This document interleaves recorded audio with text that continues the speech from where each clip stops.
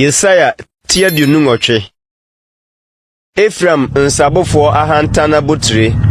ne wona hokyere ahyehede nhwire na eritwam nunue.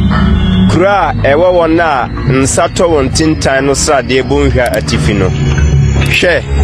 Ewurade wo ohodemfo ne otumfo bi se asukotwe a eriguo ahuma esei ade obeka agufam ahoden so se osutra ede nsuo bebra eye dene a esram so ba no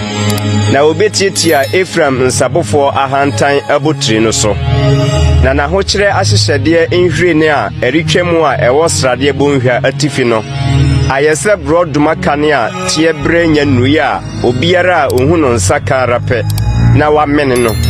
eda no na asafo Ewurade beye animonyam abotire ne ahofe ahenche amane man nkaye no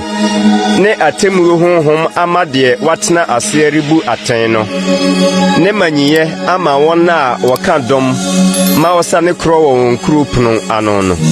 na yenum nso de nsa reto ntintan na ode nsaden rehinhim osofo ne odiyifo de nsaden reto ntintan nsa amene won nsadenti wohinhim woto ntintan adehunumu wopododo aseniemu na efie ni efi ayeye apono nyina soma okwan ni ho hwan na obekire no nimdie na hwan so na obema no ate asenka ase wona otwa onufo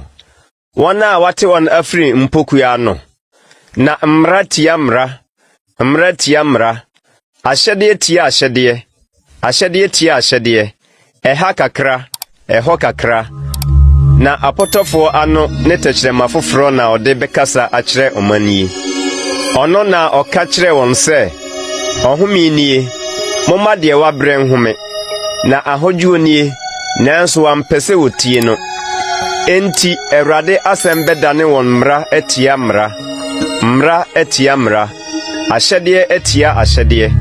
ahyede etia ahyede eha kakra eho kakra na wako akopini achirichiri na wabubu won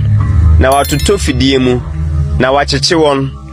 enti muntie Ewurade asem mo afedifo a mudi oman na ewo Yerusalem Yesuo na mo kase yene owuo apam na yene asamando adinkasasie mpra ehwetra so no se eretwamu a erenka yen ebi se yede atoro aye ndwane kobia na yede nada akata yen so enti se Ewurade sienie hwe mede obo bi atim Sion obo a waso no ahwe hwiaso tibu a ne bo ye de na etim hotimpa de ogidie no rinwane na mede atemu yo be yesusuhuma na mede tene ma ye nsania na asukotwea ahum behwim atoro dwane kobia no na huntabia no nsuo besram so na mone owuo apam no nso bepepa na mone asamando nkasasie no rinyina mpra ehwetra so no se eritwama ebetietia mo so mpra dodo a eritwamu no ebefamo efrise da nopa ewiane anajo na ebitwam na eho kase asetie beye ehu aranko na mpa no ngare sede obi betene ne mu woso na debua no nso sede ode bebua ne so na Ewurade besore sede oyo no perasim biposo no na nebo ahuru se Gibeon bonhwa mu no na wayo na ade bi a eye anwade na waye nadwuma bi a eye ananadwuma na afei munni few bio na monche homa no mu anya den na mate oseye pasa wasai atoho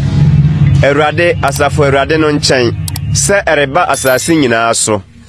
monya aso na muntie mene monwan mo aso ntie masem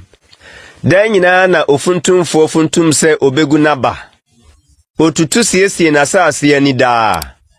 enye se omani taiwi a ogu eme na opete tete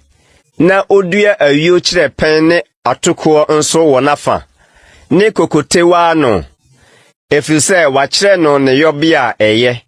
ni nyankopon na okirekire no na enye ayupore ade na ode pore eme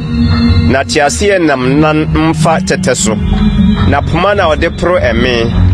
na ɔde abaaboro tɛtɛ. Wɔyam paa no aburo, na wɔna ho mpre no daapem. Na sɛ obi tiaseɛ nam nan ne napɔnkɔ na ɛpete mpo a, ɛnyɛ ɔno na ɔyam. Yei nso, Asafo Awurade nkyɛn na efire. Na gyina tuo yɛ nwanwa, na ne nyansa nni ano.